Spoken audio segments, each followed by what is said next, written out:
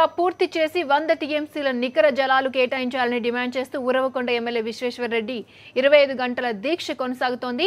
ఈ దీక్షకు సంబంధించిన లేటెస్ట్ ఇన్ఫర్మేషన్ మా రిపోర్టర్ శివారెడ్డి అందిస్తారు। శివారెడ్డి చెప్పండి, దీక్ష ఎందుకు చేస్తున్నారు విశ్వేశ్వర్ రెడ్డి?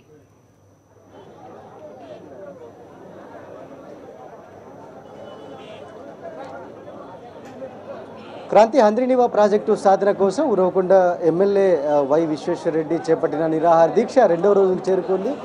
దాదాపుగా హంద్రీనివా ప్రాజెక్టుకు వచ్చే బడ్జెట్లో 1000 కోట్ల రూపాయలు కేటాయించాలి। అదేవిధంగా హంద్రీనివా ప్రాజెక్టుకు 100 టీఎంసీల నికర జలాలు కేటాయించాలని పెద్ద సంఖ్యలో నిరాహార దీక్ష చేస్తున్న పరిస్థితి కనిపిస్తుంది। చూడొచ్చు మనము ఉరవకొండ ఎమ్మెల్యే వై విశ్వేశ్వర రెడ్డికి సంఘీభావం తెలిపేందుకు పెద్ద సంఖ్యలో రైతులు, మహిళలు, విద్యార్థులు ఉరవకొండ పట్టణాన్ని చేరుకుంటున్నారు। ఎందుకంటే ఇది రాయలసీమ సమస్య, రాయలసీమ జీవన్మరణ సమస్య। ఎందుకంటే దశాబ్దాలుగా హంద్రీనివా ప్రాజెక్టు సాధన కోసం ఇక్కడ ఎన్నో ఉద్యమాలు జరిగాయి।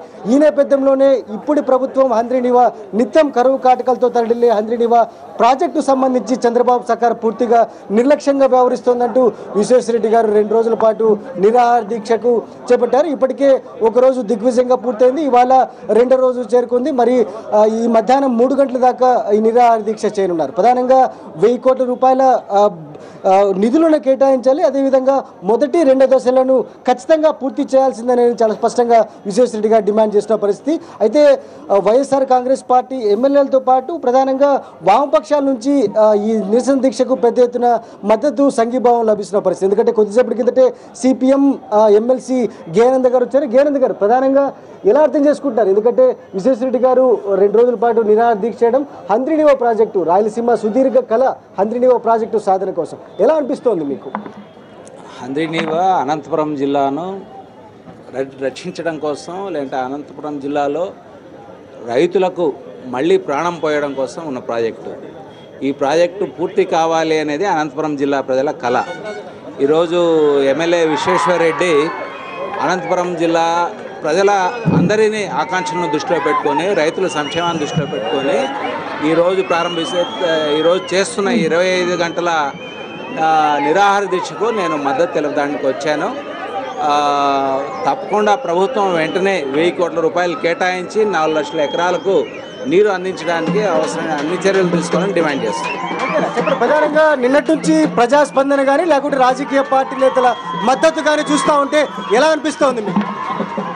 ఈరోజు బ్రహ్మాండమైన స్పందన వ్యక్తమవుతోంది, ఎందుకంటే వెంటనే ఫలితాన్ని ఇచ్చేటువంటి ప్రాజెక్ట్ ఇది। అందుకనే ప్రజల నుంచి పోరాడితే సాధించుకోవచ్చు అనేటువంటి అభిప్రాయం వ్యక్తమవుతోంది। చంద్రబాబు గారు తల తాకట్టు పెట్టైనా నిధులు తెస్తా అంటున్నాడు। అంత అవసరంలా ప్రాధాన్యతలు గుర్తించి కరువు ప్రాంతాలకు ఇవ్వాలనే మనసుంటే తప్పనిసరిగా ఇవ్వచ్చు అనేటువంటిది ఈ సందర్భంగా చెప్తాను।